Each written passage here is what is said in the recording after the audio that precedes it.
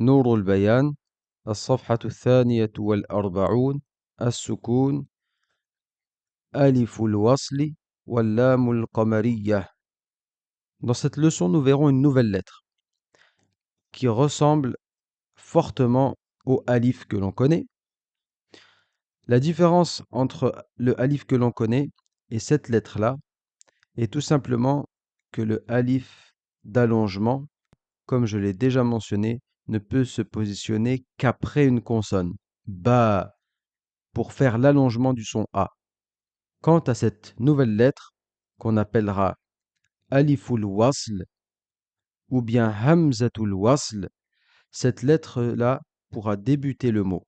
Vous le trouverez donc avec le lam que l'on connaît, qui portera une soukoun, et cette nouvelle lettre que l'on vient d'apprendre, aliful wasl, qui elle aura comme un petit sad au-dessus de lui pour indiquer que ce n'est pas le alif d'allongement, c'est bien ce qu'on appelle hamzatul wasl ou bien aliful wasl, qui commence le mot et qui portera le son A.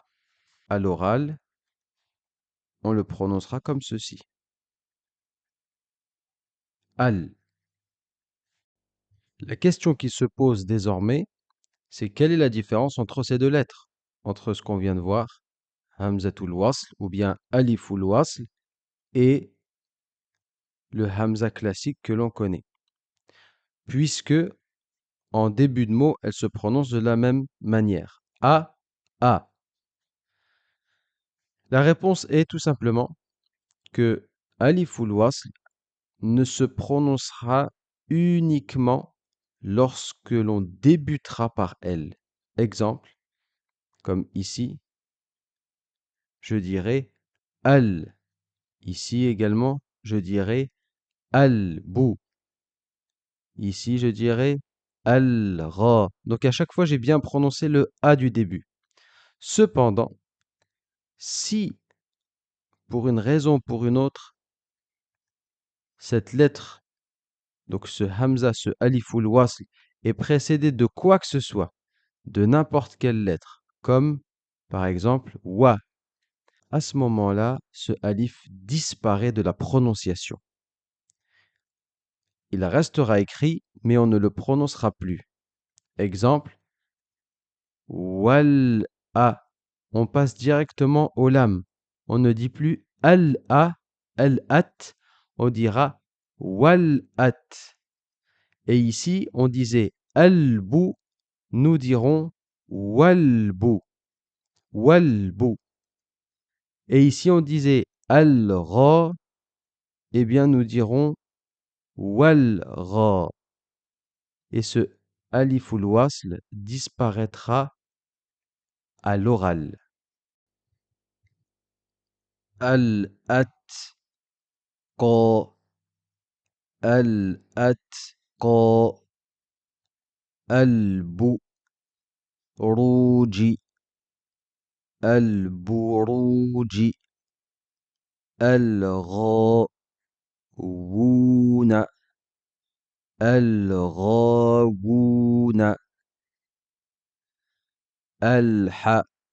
al-harourou, al-harourou, al-jam'ani, al-jam'ani, al-kabiru, al-kabiru, al-wadudu, al-wadudu, al-kha. Ici, il manque une petite fatha. Al-khaliqu, al-khaliqu, al-fu'ada, al-fu'ada, al-aakifu, al-aakifu, al-qari'atu, al-qari'atu, al-maalu, المال الهوى اليهود اليوم الخوف الواقعة الملك الجحيم الكريم وهذا البلد. Comme vous pouvez l'entendre, je supprime ce alif ou wasl. Pourquoi?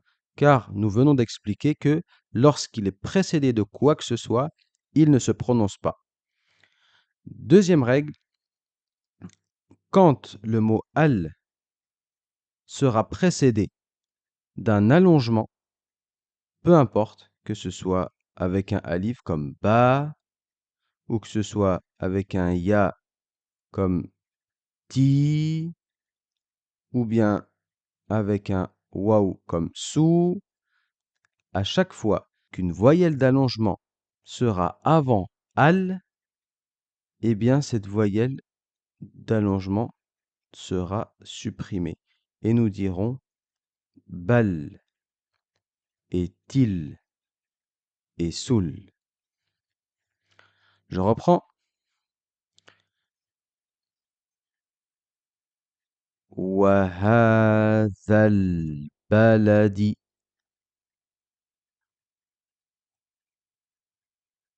وهذا البلد الأمين سنسمه على الخرطوم سنسمه على الخرطوم سنسمه على الخرطوم كذلك نجزي المحسنين كذلك نجزي المحسنين نجزي المحسنين ذلك هو الفوز هو الفوز الفوز العظيم ذلك هو الفوز العظيم فأكثروا. Cette lettre, on l'a rencontrée plusieurs fois. C'est encore un autre type de alif qui lui aura un petit rond au-dessus pour indiquer qu'il est complètement muet. Pour indiquer qu'il est complètement muet. فأكثروا فيها فيها الفساد فأكثروا فيها الفساد يضاعف لهم